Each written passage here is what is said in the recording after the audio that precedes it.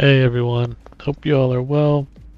Today I'm going to be looking at some more TikTok videos, the topic being on inflation in the US. And I don't know, this is a topic that kind of, I think, affects all of us right now. Really, no matter where you are in the world, feels like the whole world has just gotten more expensive as of late. Like, ever since COVID happened, everything's just like gone up in price. Um, so yeah, we're gonna be taking a look at a few TikToks and the opinions of some people on that. So real quick before we get started, I just want to welcome back some of my subscribers, or if you're new here, hi, welcome. My name is Lumi, and my whole channel is basically just like an open journal. I talk about things like what's going on in the news or what's going on in my life.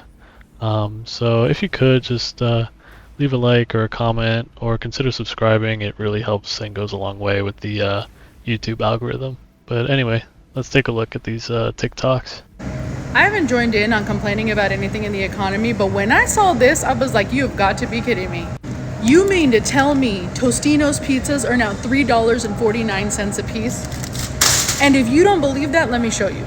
I swear when I was a kid, these were 10 for $10, a dollar each.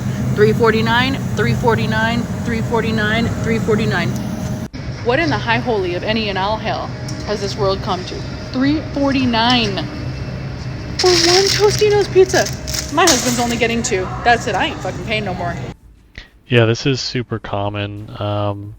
So with inflation, you'll notice like things you bought maybe like 3 or 4 years ago, and you just slowly see the price like creep up like I would say like every 6 months usually.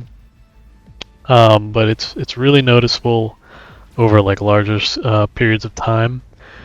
And yeah, I mean, I remember when pizza rolls were like dirt cheap just a few years ago, and now they're almost like $4 for a bag.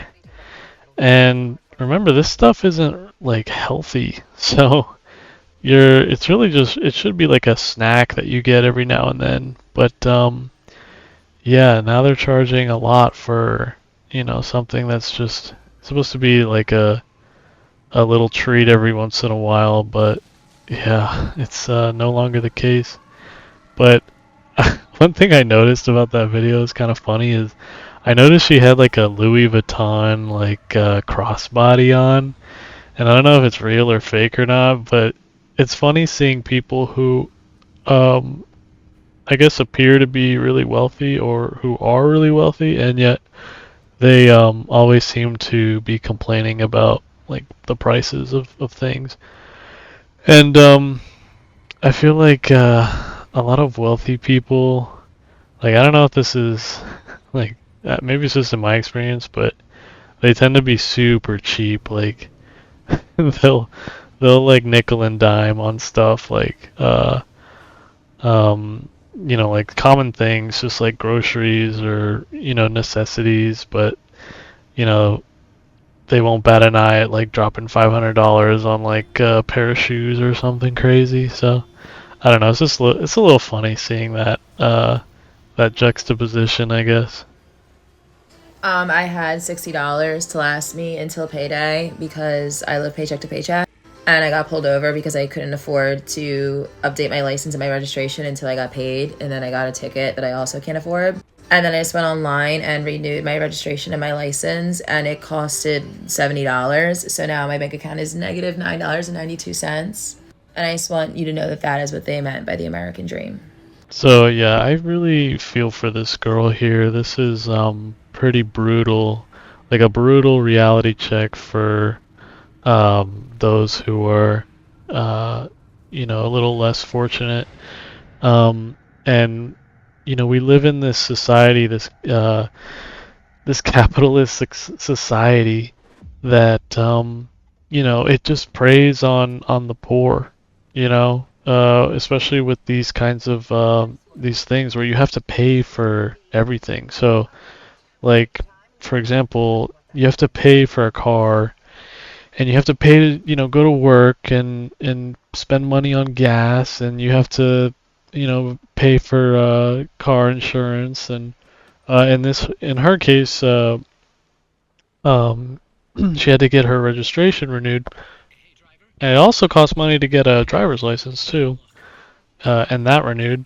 Um, but I know some states are pretty ridiculous when it comes to the prices of car registration.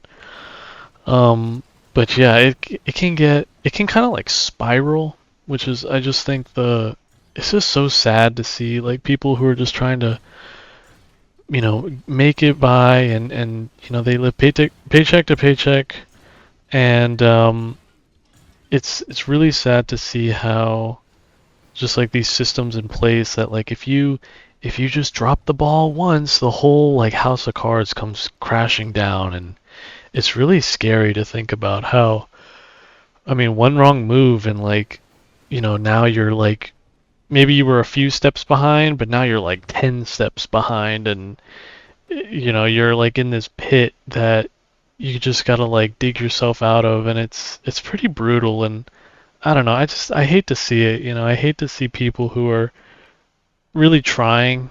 It seems like she's really trying to just. I mean, she's young, so she's probably just getting started, but she's it's just it sucks to see someone who's trying to make like an honest living, right?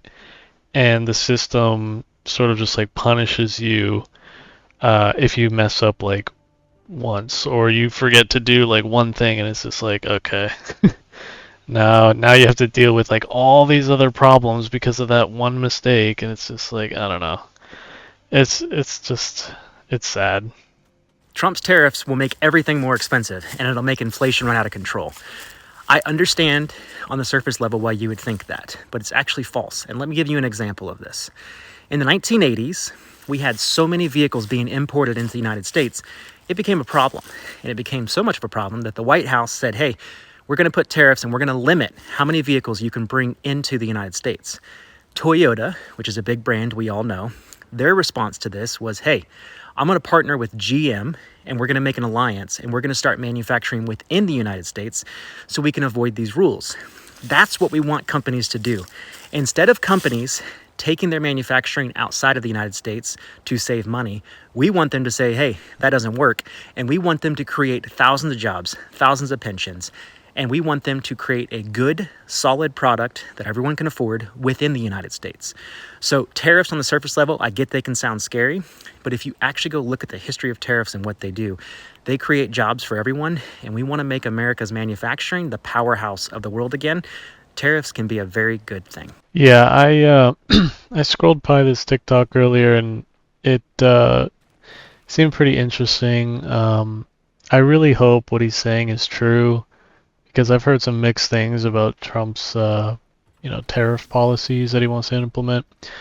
And yeah, I've heard that it's either going to be, I guess, really good or really bad, because I mean, some countries might just refuse to sell in the United States, or they might turn around and work with us and put factories over here so that it's cheaper, and that will provide a bunch of jobs, like he said. So that could be really good for the country. I don't know. It kind of sounds like copium a little bit, but I do hope that I just hope that with Trump in office, he does help the economy. He does bring in new jobs, or um, it's just because I don't know. It's like everyone's really struggling right now, and like you look at some of the statistics, and apparently like the wealth inequality is so bad that it's like even worse than what it was in like before the French Revolution. And I'm talking about like in the U.S. So it's pretty shocking how bad it's gotten. So I don't know. We'll see what happens. I just hope he doesn't like do a typical politician move and make all these promises and doesn't follow through on like a bunch of them. But we'll see what happens, I guess. So Trump's Doge administration has just admitted they are moving forward with Project 2025's plan to cut Social Security and Medicare. Now, while most of us pay Social Security on 100% of our income, they pay it on less than 1%. And about 15 seconds into the new year, they're done paying their Social Security. Right now, if you make about $168,000 a year, you don't pay Social Security on anything above that. And if they just raised it to $250,000 a year, we could pay for Social Security for a very long time. And if you made billionaires pay their fair share, we could fund Social Security forever. It would not be a problem. We could keep the retirement age where it is, and we could increase the rate that people collect with the line of inflation. The problem is that wages have not increased at the same rate of inflation, and the gap between regular, normal working people and billionaires and millionaires has just increased over the year, and it's made the problem worse. It is not the working class people who have made this problem worse. It is millionaire and billionaire people who are hoarding money and not paying their fair share of the taxes. So it's going to be up to us when they bring this stuff up to want to cut it, to be loud, to call our Congress people to get involved, and don't let them get away with it. This is how you know we're in like an alternate timeline. We've got this billionaire memeing on our government, with the Doge department or whatever, and they've made it so that like the extremely wealthy barely have to pay anything for any like social security or government, aid like that. They want to do away with most of it, and so you'll end up basically never retiring and working until you die, basically, unless something changes. But no, it's the future's looking pretty bleak at the moment. That's one thing I really don't like about the new administration coming in, is that they want to get rid of all these social programs that a lot of older people depend on, a lot of people who are disabled depend on. And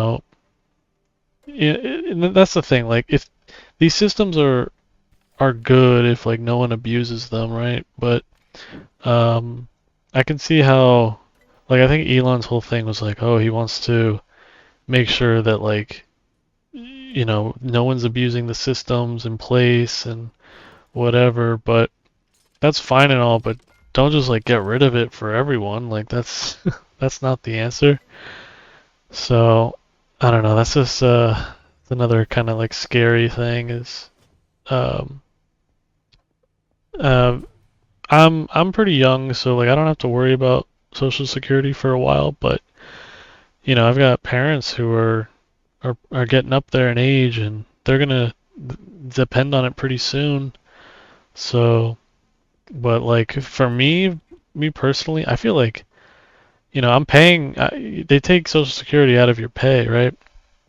It's like it's taxes basically, and I'm like already at the mindset. Like, I've got the mindset that like I'm probably not even gonna collect on any of this stuff because it'll probably like collapse by the time I get to that age, and these systems won't even be a thing anymore. So I don't know. Hopefully that's not the case, or hopefully it evolves into something that's better. But yeah, right now there's like sort of like a war on these social programs for some reason. But yeah, it's not good. Alright everyone, I think I'm going to wrap this video up here. I hope you enjoyed. Please consider giving me a like, dislike it if you dislike it, leave a comment down below and let me know what you think, or if there's anything else you want me to cover in a future video. Consider subscribing if you enjoy this kind of content. But yeah, I hope you all have a good rest of your day and enjoy your weekend. See ya.